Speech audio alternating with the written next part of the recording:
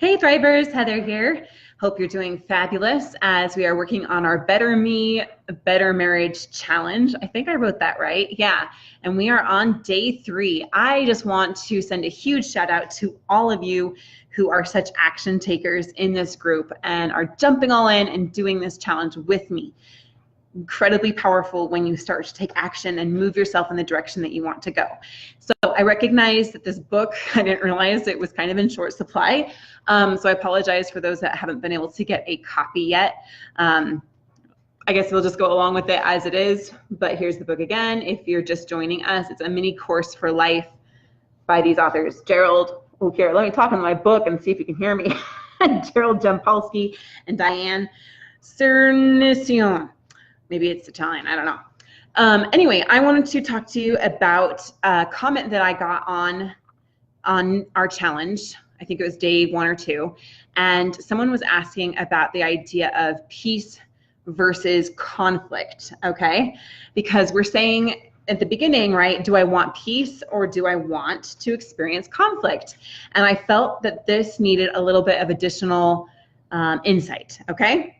So I'm just going to read her comment here, and I told her I would get back to her live today, so I'm hoping that this is really helpful for you and everyone else, because this is important to distinguish, right?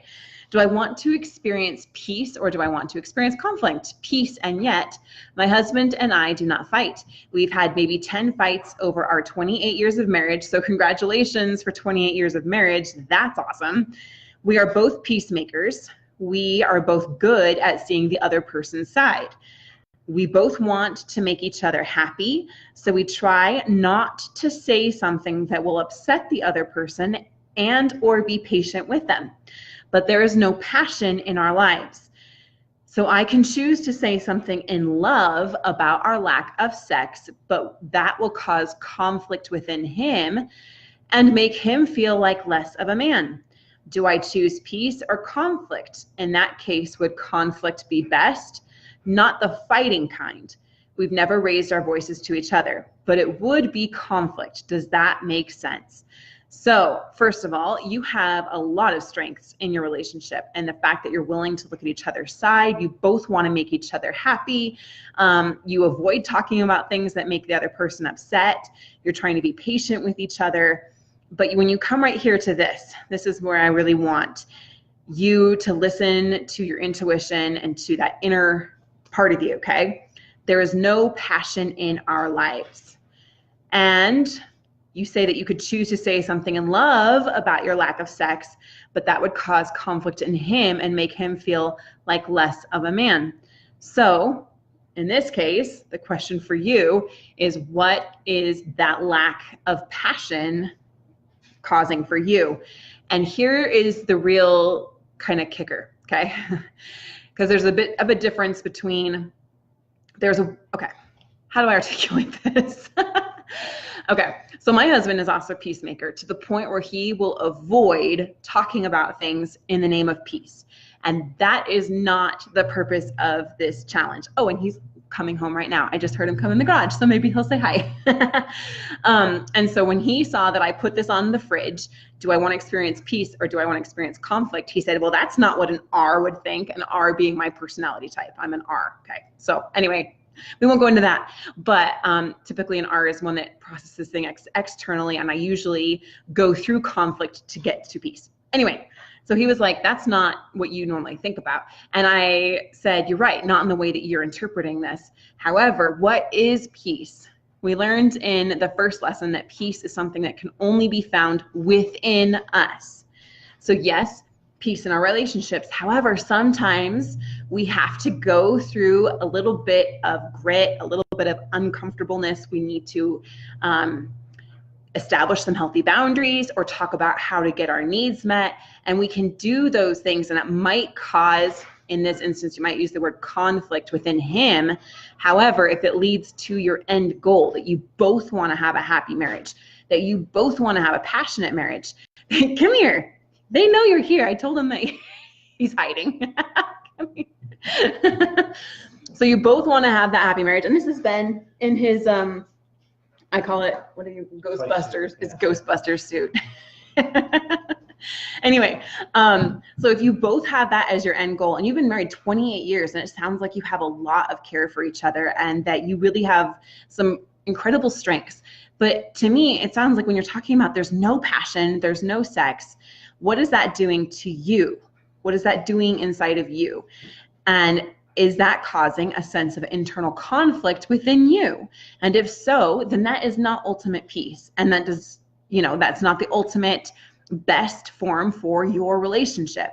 And so I would say, yes, be willing to have some conversations, establish a goal together, like Mark and I teach, an end goal, and then create the multiple pathways on how to get there. We're actually going to be doing a masterclass next week on this exact topic, okay, which is how to attract your spouse to you.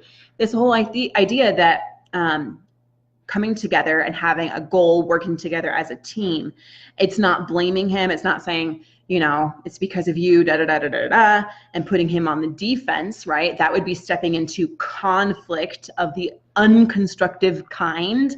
However, there can be tension and growth. Think about when you are lifting weights and you have to go through that resistance. You have to go through that resistance, and it's uncomfortable and it's hard. And there's often times where you want to quit, but if you keep going, you have to tear down the muscle, and it's painful. You get sore to build the muscle up so that it can become stronger.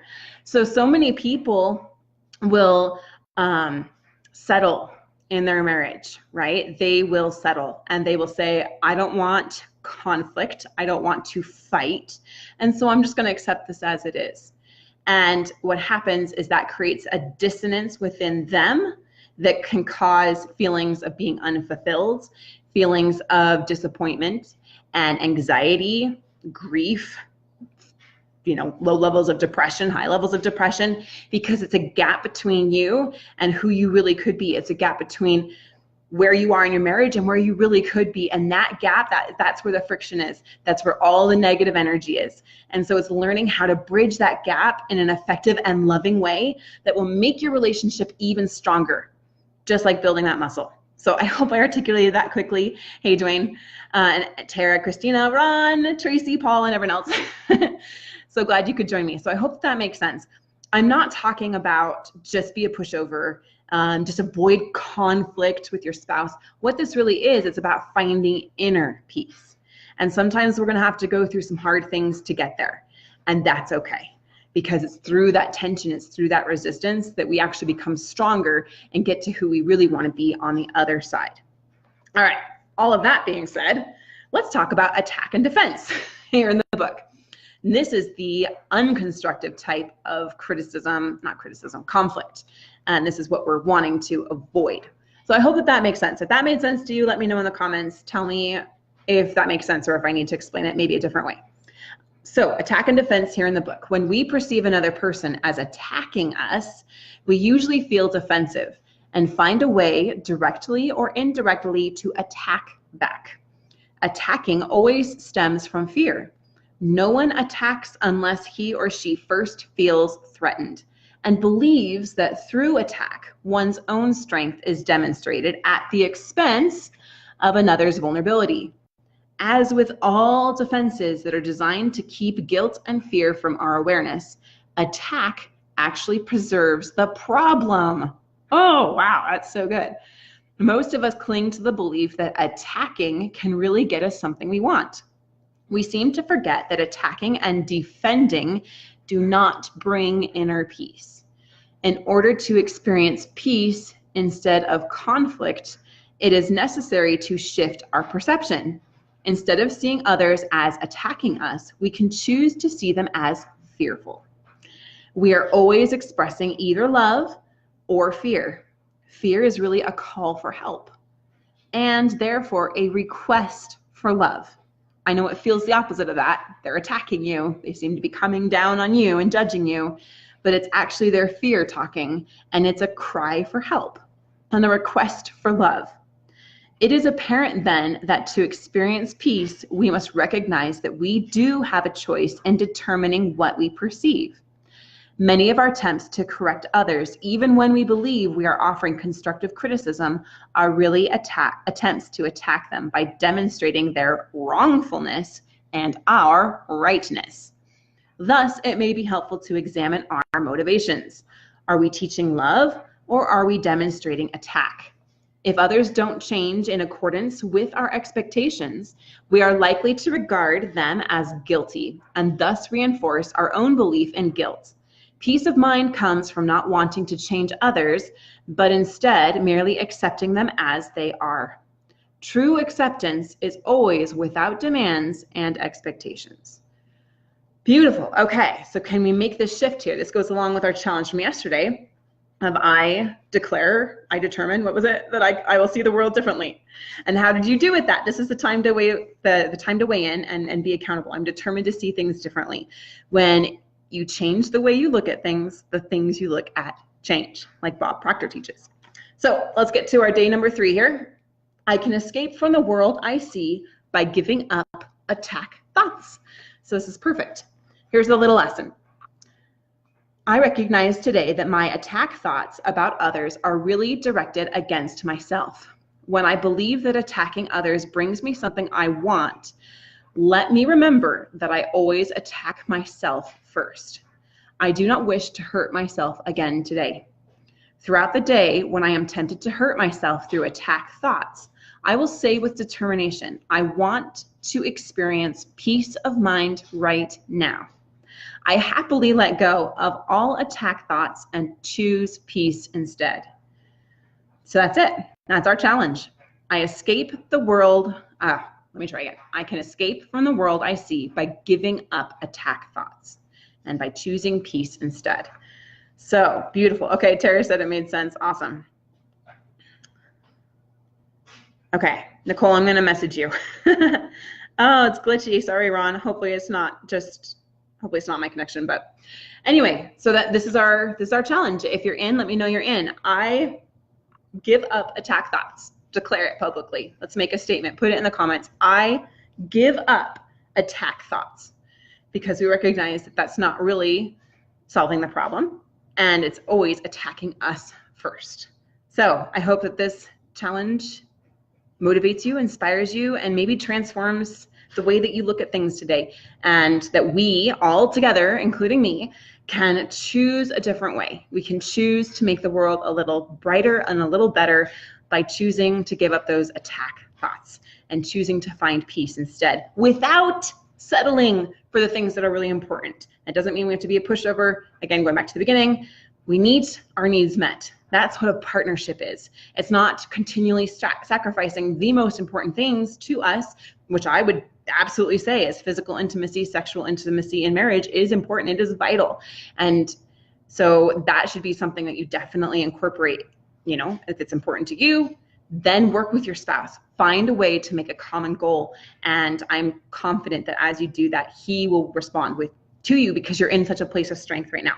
For others, because I know we're not all in the same place, for others out there, just make sure that you are always examining where you are coming from and choosing to choose peace over conflict. And sometimes peace means doing some really hard or difficult things that will get you where you want to be in the long term. So again, my heart, my appreciation, my love go out to you. I hope that you have a fabulous day, and we will see you tomorrow.